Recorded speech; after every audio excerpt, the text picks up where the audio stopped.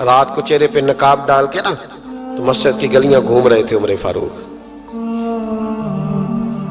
مدینے کی گلیاں گھوم رہے تھے. ایک دو گلیاں رہ گئیں تو فجر کا وقت ہو گیا. تو حضرت عمر اپنے غلام سے کہنے لگے نماز پڑھ لیتے ہیں اور باقی دو گلیاں بعد میں گھوم لیں گے. حضرت عمر نے امامت کرائی تو نقاب اسی طرح چہرے پہ. ایک گلی سے گزر رہے تھے تو ایک بوڑھی اماں بیٹھی ہے خیمے میں، بوڑھی کچھ چہرے سے پریشان لگتی ہے. تو حضرت عمر غلام سے کہنے لگے اسے پوچھو کیوں پریشان ہے؟ ہمارا تو اپنا ابا پریشان رہتا ہے، ہم پوچھتے نہیں.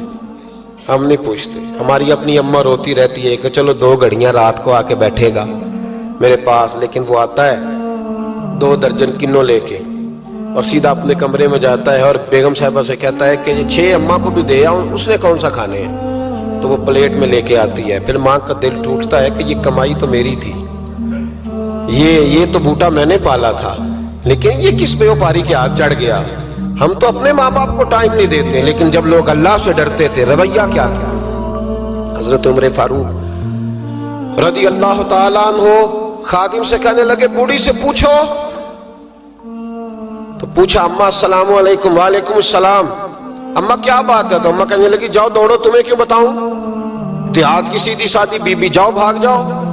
کہا نہیں اماں مہربانی کرو اندر تو آنے دو. بڑی منت کے بعد اماں مانی. عمر فاروق عام آدمی نہیں جس سے دنیا کامتی ہے. حضرت عمر اندر گئے. اماں کیوں پریشان ہو؟ تو اماں کہنے لگی تمہیں کیوں بتاؤں، میرا اپنا دکھ ہے. چل اماں بتا دے، تیری مہربانی. تو اماں کہنے لگی میں ایک بیوہ ہوں، بے اولاد ہوں، کوئی میرا سہارا نہیں. مجھے عمر فاروق سے بڑی شکایت ہے. میرے اوپر 25 دینار کا قرضہ چڑھ گیا ہے اور 3 دن ہو گئے میں نے روٹی نہیں کھائی، اور عمر نے میری خبر نہیں لی. حضرت عمر کو پتہ چل گیا لوارث ہے، اس کا کوئی 2 4 10 ہزار ووٹ کوئی نہیں. ایک کو میکے سے 6 مربے نہیں لے کے آئی، ایک اکیلی تنہا. اور بھائی جب اللہ کا خوف ہوتا ہے تو پھر انسان ان غریبوں کو بھی مناتا ہے. پھر ریڑھی والے کی بھی اہمیت بڑھ جاتی ہے، پھر رکشے والے کی قدر بھی بڑھ جاتی ہے. حضرت عمر فاروق رضی اللہ تعالیٰ عنہ کہنے لگے اماں عمر سے شکوہ ہے؟ کہاں؟ جناب عمر کہتے ہیں میں نے ایک جملہ کہا تو اماں نے تو مجھے لاجواب کر دیا. میں نے کہا اماں عمر کو کیا پتا کہ تو بھوکی ہے اور مقروض ہے، اسے کیا خبر؟ تو اماں کہنے لگی کیا کہا تم نے؟ عمر کو خبر نہیں، اسے پتا نہیں؟ تو عمر سے کہو نا چھوڑ دے حکومت، اس کے حوالے کرے جو خبر رکھ سکتا ہے. کیوں بیٹھا ہے پھر؟ ہمارے حکمران کہتے ہیں ابھی میں صدمے میں ہوں، نکلوں گا تو بات کروں گا. نہ ادھر ادھر کی تو بات کر، یہ بتا کہ قافلہ کیوں لٹا. مجھے رہزنوں سے غرض نہیں، تیری رہبری کا سوال ہے. ہاں تجھے جواب دینا پڑے گا.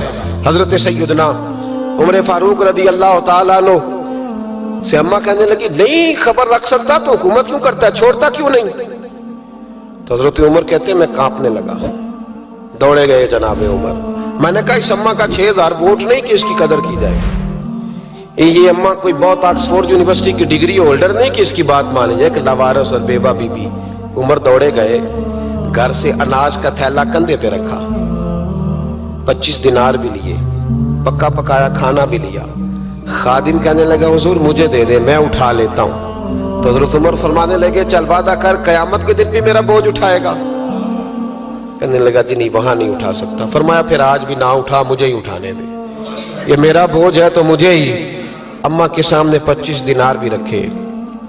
پھر اماں کو حضرت فاروق اعظم نے 2 مہینے کا راشن بھی دیا، پھر پکا پکایا کھانا بھی دیا. معمولی آدمی کی بات نہیں کر رہا، 24 لاکھ مربع میل کا حکمران. حضرت عمر مدینے میں بیٹھ کے کبھی للکار دے تو کیسر و کسریٰ کی ٹانگیں کانپیں. جناب عمر فاروق رضی اللہ کھانا کھلا کے اماں چارپائی پہ تھی تو عمر نیچے بیٹھ گئے. کہنے لگے اماں چل عمر کو معاف کر دے، چل جانے دے، کوئی عرض نہیں، بیچارے کو پتہ نہیں چلا. تو اماں کہنے لگی تو نے پھر عمر کا ذکر چھیڑ دیا. بیٹے میرے گھاؤ بڑے گہرے ہیں، میرے زخم بڑے سخت ہیں، کلیجہ پھٹے تو تجھے دکھاؤں کتنی تکلیف میں ہوں. میں تو پکا ہوا پھال ہوں، کسی وقت بھی دنیا سے چلی جاؤں گی. میں نے عمر کو معاف نہیں کرنا. جب میں قبر میں جاؤں گی نا، نبی کریم علیہ السلام آئیں گے تو میں عمر کی شکایت کروں گی. میں کہوں گی حضور اس سے پوچھئے یا رسول اللہ بیوہ اور بوڑھی کا خیال ہی نہیں کیا. تو آپ کے غلام کہتے ہیں میں نے عمر کو کبھی اتنا روتے نہیں دیکھا جتنا آج روئے. کہنے لگے اماں عمر کو میں جانتا ہوں وہ کمزور ہے، یہ شکایت نہ لگانا، وہ کمزور ہے، مقابلہ نہیں کر سکے گا، یہ شکایت نہ لگانا، چل معاف کر دے. تو اماں کہنے لگی اچھا تو مجھے کچھ اچھا لگتا ہے، جا تیری خاطر عمر کو معاف کیا، تو پیارا لگا ہے، جا معاف کیا، تیری خاطر معاف کیا، تیری خاطر عمر کو معاف کیا. حضرت عمر فاروق کہنے لگے مجھے لکھ کے دو. کون اتنے جتن کرتا ہے؟ کون؟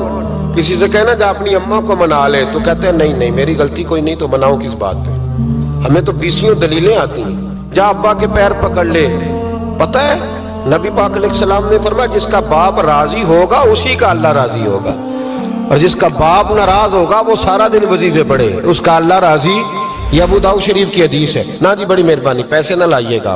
اب بات سنیں، وہ بھی میں سمیٹنے کی طرف آ رہا ہوں، ختم کر رہا ہوں، آپ میری بات پہ توجہ رکھیں. عزیز بھائی، نبی کریم صلی اللہ تعالی علیہ وسلم نے جو اپنے غلاموں کی تربیت کی تو حضرت عمر فاروق کہنے لگے لکھ کے دو، لکھ دو. تو اماں کہنے لگی آپ لکھیں میں سائن کر دیتی ہوں، آپ لکھ دیں میں سائن کرتی ہوں. حضرت عمر نے لکھا فلاں بنت فلاں کو عمر سے شکایت تھی، پھر انہوں نے عمر کو معاف کر دیا. اماں سائن کرنے ہی لگی تھی، سائن کرنے ہی لگی تھی کہ مولا علی شیر خدا آ گئے، حضرت عبداللہ ابن مسعود آ گئے. اوہو عمر یہاں بیٹھے ہوئے ہو، میں سارے مدینے میں تلاش کر رہا تھا، یہاں بیٹھے ہو، وہ کچھ لوگ ملنے آئے، نکلو. اماں نے سنا کہ یہ عمر تھے تو اماں اٹھ کے کھڑی ہو گئی. آئے ہائے عمر تھے، آپ عمر تھے؟ تو جناب عمر کہنے لگے اماں تو نے جو کہا ٹھیک کہا، لیکن اپنے وعدے پہ قائم رہا، یہ ذرا سائن کر دے. اماں نے سائن کیے تو حضرت عمر فاروق فرمانے لگے علی آ گئے ہو تو بطور گواہ تم بھی دستخط کر دو. عبداللہ ابن مسعود تم بھی بطور گواہ جب سائن ہوئے تو جناب عمر نے رکا لپیٹا اور مولا علی شیر خدا سے فرمانے لگے علی یہ رکھ لو، مجھے لگتا ہے میں تم سے پہلے دنیا سے جاؤں گا، اور جب میں پردہ کر جاؤں نا تو یہ رکا میرے کفن میں رکھ دینا. اگر حضور علیہ السلام نے پوچھا نا میری امت کے ساتھ کیا سلوک کر کے آئے ہو تو رکا نکال کے کہوں گا یا رسول اللہ ایک بوڑھی ناراض تھی میں اسے بھی راضی کر کے آیا حضور، یہ میں راضی. بھائی جب تک ہم اللہ سے نہیں ڈرتے معاشرہ اصلاح پذیر نہیں ہو سکتا. جب تک یہ وظیفہ پک نہیں جاتا کہ اللہ میرے ساتھ ہے اور اللہ مجھے دیکھ رہا ہے، تب تک حالات بہتر نہیں ہو سکتے. جب انسان یہ وظیفہ پکا لیتا ہے تو پھر چونٹی پہ بھی ظلم نہیں کرتا.